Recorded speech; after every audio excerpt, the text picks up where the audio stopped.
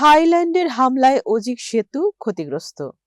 Cambodia Thailand সীমান্তে সংঘর্ষ ক্রমেই তীব্র আকার ধারণ করার মধ্যে শনিবার থাই বাহিনীর হামলায় কম্বোডিয়ার গুরুত্বপূর্ণ অজিক সেতুটি আংশিকভাবে ধ্বংস হয়ে গেছে। এর ফলে একটি গুরুত্বপূর্ণ যোগাযোগ ও যাতায়াত পথ বিচ্ছিন্ন হয়ে পড়েছে।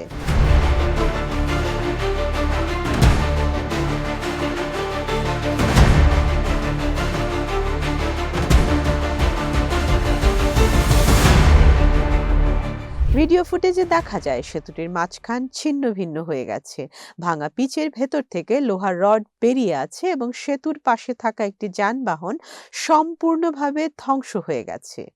এই সেতুটি কম্বোডিয়া শ্রে স্নাম ও চংকাল জেলার মধ্যে সংযোগ স্থাপন করত। স্থানীয় বাসিন্দারা জানিয়েছেন সেতুটি ক্ষতিগ্রস্ত হওয়ায় দৈনন্দিন যাতায়াতের উপর নির্ভরশীল সাধারণ মানুষের জীবন মারাত্মকভাবে ব্যাহত হবে। স্থানীয় বাসিন্দা খান মনিরাত বলেন, সেতুতে বোমা হামলার প্রভাব বহু খাতে পড়েছে। সাধারণ মানুষ যাতায়াতের জন্য এই সেতুর উপর নির্ভর করে। এটি তাদের অর্থনীতি ও দৈনন্দিন জীবনযাত্রায় ভয়াবহ প্রভাব ফেলেছে।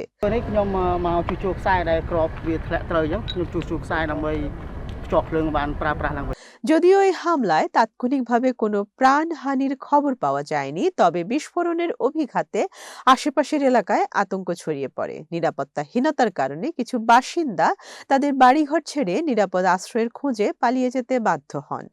একজন স্থানীয় বাসিন্দা বলেন, আমরা খুব ভয় পেয়ে গিয়েছিলাম এবং ঘরে থাকতে পারিনি, তাই ভোরের দিকেই আমাদের বাড়ি ছেড়ে অন্য কোথাও আশ্রয় নিতে হয়েছে।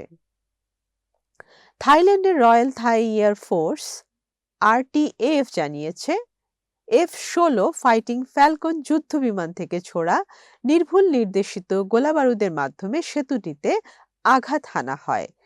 থাই সামরিক বাহিনীর দাবি, এই সেতুটি ছিল কম্বোডিয়ার সম্মুখ সারির সেনাদের জন্য একটি গুরুত্বপূর্ণ সরবরাহ পথ।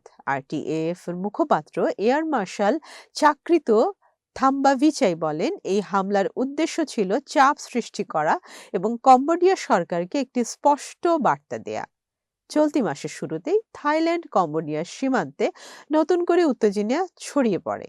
থাইল্যান্ডের পক্ষ থেকে জানানো হয়, সরিয়ে নেয়ার সময় কয়েকজন সেনা ও বেসামরিক নাগরিক নিহত হয়েছে। অন্যদিকে কম্বোডিয়া জানিয়েছে, এই সংঘর্ষে অন্তত 15 জন বেসামরিক নাগরিক নিহত এবং 76 জন আহত হয়েছেন। পাশাপাশি প্রায় 4,22,698 জন মানুষ বাস্তুচ্যুত হয়েছেন। এর আগের সীমান্ত সংকটের পর যুক্তরাষ্ট্রের প্রেসিডেন্ট ডোনাল্ড ট্রাম্পের মধ্যস্থতায় 26 অক্টোবর একটি যুদ্ধবিরতি চুক্তি স্বাক্ষরিত হয়েছিল। তবে সাম্প্রতিক সংঘর্ষের জন্য উভয় পক্ষই একে অপরকে দায়ী করছে। থাইল্যান্ড অভিযোগ করেছে, কম্বোডিয়ার নির্বিচারে বেসামরিক ও সামরিক লক্ষ্যবস্তুতে রকেট হামলা চালাচ্ছে।